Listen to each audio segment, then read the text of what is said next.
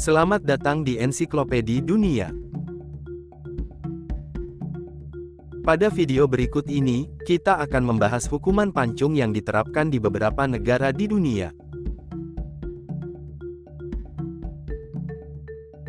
Hukuman pancung atau pemenggalan kepala adalah hukuman yang diberikan kepada pelaku pelanggaran hukum berat. Bahkan, hukuman ini sudah menjadi bagian dari kebudayaan Islam yang sudah turun-temurun dipegang oleh beberapa negara Islam. Hukum pancung ini dilaksanakan oleh seorang algojo yang sudah ditunjuk oleh negara, dan biasanya, penunjukan sang eksekutor ini dilakukan turun-temurun. Berikut ini adalah 4 negara yang menerapkan hukum pancung untuk pelaku kriminal berat. 1. Arab Saudi. Arab Saudi adalah satu negara yang paling konsisten menerapkan hukuman pancung. Arab Saudi masih mempraktikkan hukuman ini dengan mengacu pada syariat Islam yang berlaku. Namun, hukuman pancung hanya diberlakukan terhadap terpidana mati kasus pembunuhan. Hukum pancung adalah salah satu jenis hukuman qisas. Qisas adalah hukuman yang diberikan kepada pelaku sesuai dengan perbuatan yang dilakukannya. Jika seorang pelaku terbukti melakukan pembunuhan, maka ia akan dikenakan hukuman yang setara, yaitu hukuman mati. Hukum qisas diberlakukan jika pelaku memenuhi syarat antara lain, balik, berakal, bukan orang kafir, dan korban bukan merupakan seorang budak. Orang yang menerima hukuman mati dengan cara dipancung adalah pelaku yang melakukan tindak pembunuhan secara sengaja yang menyebabkan korban meninggal dunia. Hukum pancung dalam qisas ini dinilai sebagai cara mengeksekusi yang paling ringan bagi terpidana lantaran hukum pancung dapat meminimalisasi rasa sakit yang akan dialami terpidana. Hukuman ini didasarkan langsung dari ayat Al-Quran, Surat Al-Baqarah ayat 178 yang artinya, "Wahai orang-orang yang beriman, diwajibkan kepadamu melaksanakan qisas berkenaan dengan orang-orang yang dibunuh. Orang merdeka dengan orang merdeka, hamba sahaya dengan hamba sahaya, dan perempuan dengan perempuan. Siapa yang memperoleh maaf dari saudaranya hendaklah mengikutinya dengan cara yang patut dan hendaklah menunaikan kepadanya dengan cara yang baik. Yang demikian itu adalah keringanan dan rahmat dari Tuhanmu. Siapa yang melampaui batas setelah itu, maka ia akan mendapat azab yang sangat pedih." Dalam ayat tersebut tertera kewajiban hukum qisas pada orang-orang yang terbunuh, orang merdeka dengan orang merdeka, dan hamba sahaya dengan hamba sahaya dan perempuan dengan perempuan. Hukuman pancung bisa saja dibatalkan, jika keluarga korban memaafkan dan pelaku diharuskan membayar diat atau uang pengganti yang nominalnya ditetapkan oleh keluarga korban. Diat yang dijatuhkan adalah bisa diganti dengan 100 ekor unta, dengan syarat 40 ekor unta diantaranya merupakan unta yang sedang hamil. Atau bisa juga berupa 200 ekor sapi atau 1000 ekor kambing, atau dalam bentuk lain yang senilai. Jika diubah ke dalam bentuk uang, denda yang dijatuhkan kepada pelaku bisa mencapai miliaran. 2. Qatar. Qatar juga menjadi negara yang berada di Jazirah Arab yang konsisten menegakkan syariat Islam. Hukuman pancung dikenakan kepada para terpidana yang dianggap melanggar hukum Islam yang sudah menjadi pedoman mereka. Meski praktik hukuman pancung di Qatar tak sebanyak di Arab Saudi, namun penerapan hukuman ini efektif membuat warga takut dan enggan melakukan pelanggaran hukum. Hukum syariah adalah sumber utama undang-undang Qatar menurut konstitusi Qatar. Hukum syariah diterapkan pada hukum yang berkaitan dengan hukum keluarga, warisan, dan beberapa tindakan kriminal termasuk perzinahan, perampokan, dan pembunuhan. Dalam praktiknya, sistem hukum Qatar merupakan campuran hukum perdata dan hukum Islam.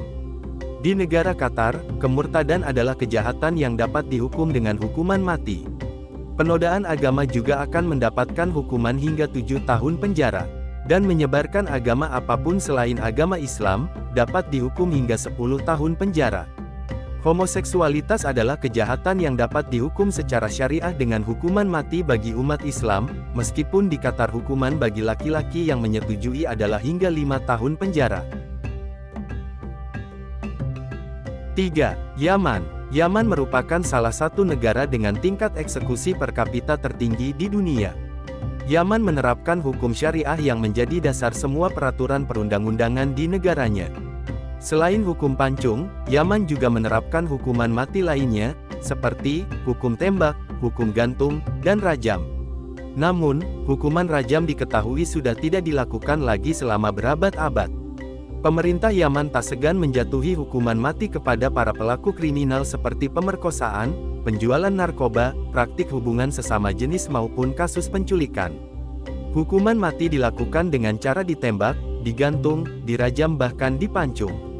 Presiden Yaman adalah satu-satunya pejabat negara yang mempunyai kewenangan memberikan gerasi, meskipun harus meratifikasi semua eksekusi yang dijatuhkan oleh pengadilan manapun sebelum dilaksanakan.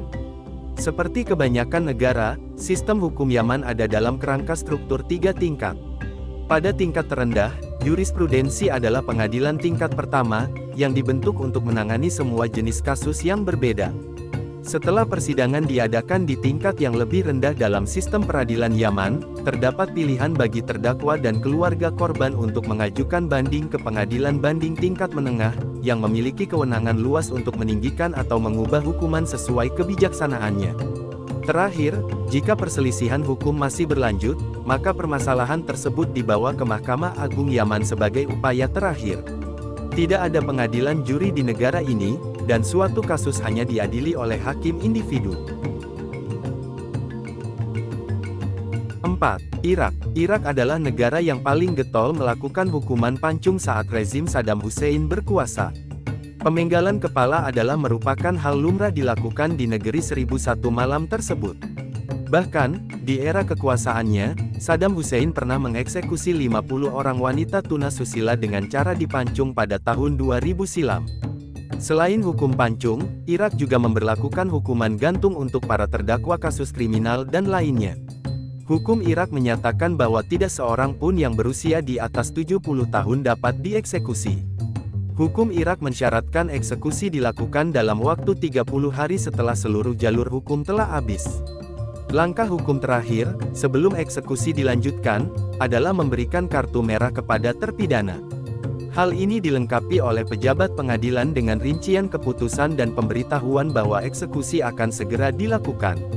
Selama lebih dari 3 dekade, pemerintahan Presiden Saddam Hussein telah menyetujui penggunaan hukuman mati dan eksekusi di luar proses hukum sebagai alat represi politik, baik untuk menghilangkan lawan politik yang nyata ataupun yang dicurigai dan untuk mempertahankan teror terhadap masyarakat pada umumnya. KUHP Irak mengatur berbagai macam pelanggaran berat baik pidana maupun politik, dan keputusan yang dikeluarkan oleh Dewan Komando Revolusi yang berkuasa selama 2 dekade terakhir secara berkala memperluas cakupan hukuman mati. Pengadilan khusus yang diberi wewenang untuk menjatuhkan hukuman mati juga telah dibentuk di kementerian pemerintah di luar kerangka sistem peradilan normal. Perilaku kriminal di negara Irak yang bisa mendapatkan hukuman mati adalah pembunuhan, pengkhianatan, spionase, pemerkosaan, penculikan, terorisme, kejahatan perang dan perdagangan narkoba. Dalam banyak kasus, para pejabat Irak telah meninggikan undang-undang anti-terorisme dibandingkan dengan KUHP. Terima kasih bagi Anda yang sudah menonton. Jangan lupa subscribe, komen, dan membagikan video ini.